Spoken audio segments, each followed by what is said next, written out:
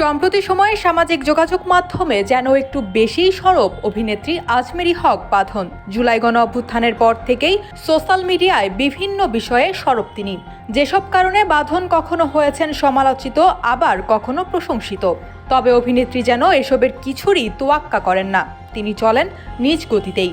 যেখানে তিনি বলতে চেয়েছেন, নিজের জীবন নিয়ে সিদ্ধান্ত নেওয়ার স্বাধীনতা কেড়ে নেওয়ার অধিকার কারণেই। বাঁধনের তার স্ট্যাটাসে লিখেছেন, আমি পুরুষতান্ত্রিক সমাজে বসবাস করি, কিন্তু আমি সেখানে মরতে রাজি নই। আমি এমন পৃথিবী দেখতে চাই না যেখানে অধিকার নির্ধারিত হবে ক্ষমতার ভিত্তিতে আর স্বাধীনতা হবে শর্ত সাপেক্ষ। আমি এমন ভবিষ্যতে বিশ্বাস করি যেখানে প্রতিটি মানুষের কথা বলার অধিকার থাকবে নিজের জীবন নিয়ে সিদ্ধান্ত নেওয়ার স্বাধীনতা, যা কেড়ে নেওয়ার অধিকার কারণেই।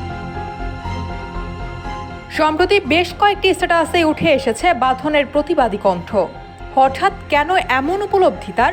অভিনেত্রী জানালেন, এটা হঠাৎ কেন উপলব্ধি নয়, বরং বহুদিনের ভাবনা। আমি এমন পরিবারেই বড় হয়েছি যেখানে পুরুষতান্ত্রিক সমাজ ব্যবস্থার ছাপ স্পষ্ট। আমার নিজের বাবাও সেই ব্যবস্থার অংশ ছিলেন। এর আগেও এক স্ট্যাটাসে বাঁধন লিখেছেন, আমি এখানে কারো নিয়ন্ত্রণে থাকার জন্য আসিনি। আমার জীবন, আমার নিয়ম, আমি কি করব, কিভাবে বাঁচব আর কি হব তা একমাত্র আমিই ঠিক করি। আমার পথ আমি নিজেই বেছে নেই, আমার সিদ্ধান্ত আমার নিজের। তিনি আরও লেখেন, কারো অনুমতি, প্রশংসা কিংবা স্বীকৃতির প্রয়োজন নেই আমার। আমি শুনি যখন চাই, করি যখন মন চায়, আর যে যাই বলুক নিজের অবস্থানে অটল থাকি। আমাকে নিয়ন্ত্রণ করবে? কখনো না, কোনোদিনও না।